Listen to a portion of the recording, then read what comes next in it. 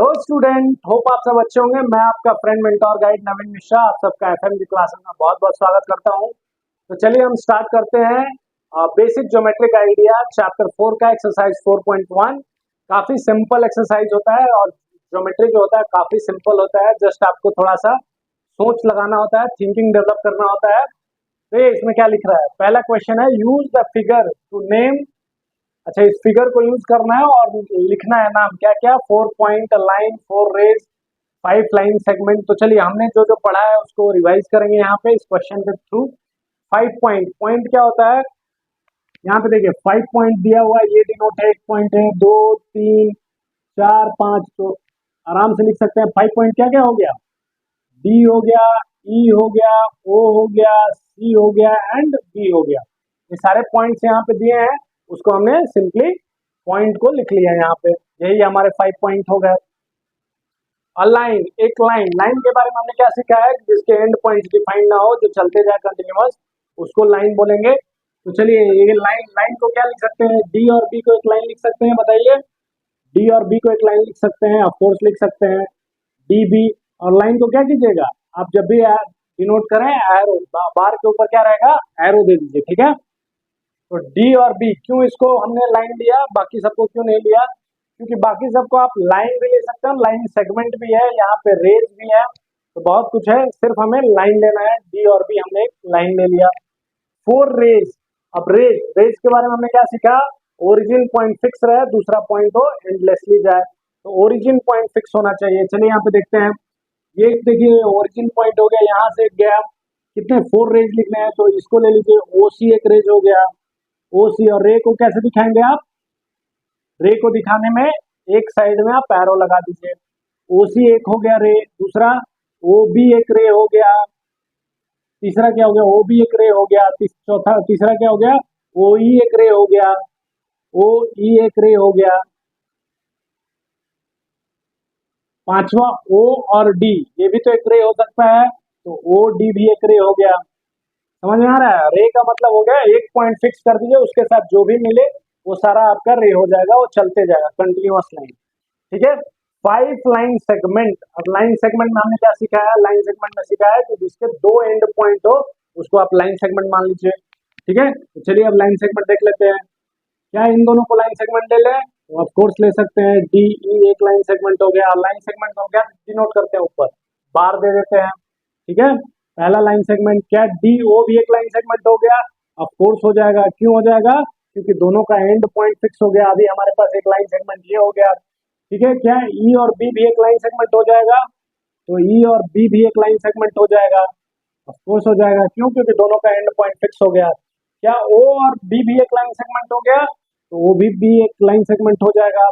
देखिए ओ भी एक एरो भी है, ओ भी एक रे भी है, क्यों, क्योंकि इंफिनिटी तक जा रहा है। और वो भी जो डिफाइंड है उसको हम लाइन सेगमेंट भी बोल सकते हैं, क्योंकि दोनों एंड पॉइंट डिफाइंड है, ठीक है। अच्छा, ओ सी भी एक लाइन सेगमेंट है, बोल सकते हैं ओ सी एक लाइन सेगमेंट, यस, क्यों, क्योंकि इन दोनों का भी एक डिफाइंड पोजीशन है दोनों का। या फिर आप डी और बी को भी एक लाइन सेगमेंट बोल सकते हैं, ठीक है। तो डी और बी को भी एक लाइन सेगमेंट बोल दीजिए, क्यों, जिस भी 2 पॉइंट डिफाइंड हो, जिसका भी 2 पॉइंट हमें फिक्स मिल जाए वो हमारे लिए लाइन सेगमेंट हो जाएगा, वो लाइन के भी फॉर्म में हो जाएगा और लाइन सेगमेंट भी हो जाएगा। डिफाइंड जो पोजीशन हो गया वो लाइन सेगमेंट में आप आराम से कंसीडर कर सकते हैं, ठीक है। क्वेश्चन 2 करते हैं, name the line in all possible 12 ways. अच्छा, एक लाइन दिया हुआ है, उसको बोल रहा है कि 12 वेज, जो जो पॉसिबल वे है उसमें लिखिए। Choosing only 2 letters at a time, 2 ही लेटर इसमें से एक टाइम में चूज करना है फ्रॉम द गिवन फिगर, ठीक है। इसमें से जो 4 लेटर दिया इसमें से 2 को चूज करना है और आपको लाइन को पॉसिबल 12 वे में लिखना है। अच्छा, जब भी आप लाइन लिखेंगे ऊपर का एरो डबल साइड कर दीजिएगा, ठीक है। अगर 2 पॉइंट आप लिख रहे हैं, देखिए ये पॉइंट दोनों फिक्स है, आपने लिख लिया, अगर बार से डिनोट कर रहे हैं तो वो लाइन सेगमेंट हो जाएगा। बार के साथ अगर आपने एरो दे दिया, क्यों देखिए सी और डी जो पॉइंट है ये आगे भी जा रहा है और इधर भी मूव कर रहा है, ठीक है। तो हम क्या करेंगे, उसको ऊपर जो डिनोट करेंगे वो सिर्फ आपको डिनोट करना है, एरो दे देना है। तो चलिए लिखते हैं, ए से स्टार्ट करते हैं, क्या ए भी एक लाइन हो जाएगा, ए भी एक लाइन हो जाएगा, ऑफ कोर्स हो जाएगा, क्यों हो जाएगा, और दोनों साइड में आप क्या दे दीजिए, एरो दे दीजिए। ये इंपॉर्टेंट है, एरो जो देंगे आप दोनों साइड में वो इंपॉर्टेंट है। अगर एरो नहीं देंगे तो लाइन सेगमेंट हो जाएगा। यहाँ पे हमें एरो लाइन बताना है, तो ए भी एक लाइन हो जाएगा, क्यों, क्योंकि ए के इधर भी जा रहा है ये लाइन, बी से आगे भी जा रहा है, तो ए भी एक हमारा हो गया।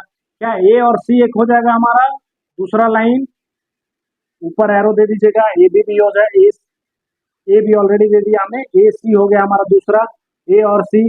क्या ए और डी भी हो जाएगा हमारा तीसरा लाइन, तो ऑफ कोर्स हो जाएगा, क्यों हो जाएगा, क्योंकि ए से भी इधर जा रहा है लाइन और डी के भी आगे जा रहा है। अब चलिए सिमिलरली बी और सी देखिए, बी और सी हो जाएगा, ऑफ कोर्स सेम कॉन्सेप्ट, सी और डी हो, बी और सी हो गया, बी और डी देखिए, बी और डी भी एक लिख लिया हमने। अब क्या सी और डी भी एक लिख सकते हैं, तो लिख सकते हैं, ये भी हमारा एक लाइन हो गया। अब देखिए डी और ए एक अलग लाइन हो जाएगा, क्या हम डी एक लिख सकते हैं, ठीक है, तो अब D A D B D C तीन यहाँ से लिख लीजिए। चलिए अब हम यहाँ से डी ए लिख लेते हैं, एक लाइन सेगमेंट डी हो गया, फिर क्या हो गया, डी बी हो जाएगा, फिर डी सी हो जाएगा, ठीक है, 1 2 3 4 5 6 7 8 9 हमने लिख लिया, फिर सी बी हो जाएगा, फिर सी ए हो जाएगा, और बी ए हो जाएगा। तो ये हमने क्या किया, सारा पॉसिबल जो लाइन सेगमेंट हो सकता था हमने लिख लिया। हमने डिनोट ऊपर क्या किया है, दोनों साइड एरो किया है, इसका मतलब ये लाइन है, और अगर हम सिर्फ बार देते हैं उसका मतलब वो लाइन सेगमेंट हो जाता है। तो 1 2 3 4 5 6 7 8 9 10 11 12 हमने 12 टोटल जो पॉसिबल वे है उसमें इस लाइन के का नाम लिख दिया। ओके, चलिए क्वेश्चन नंबर 3 का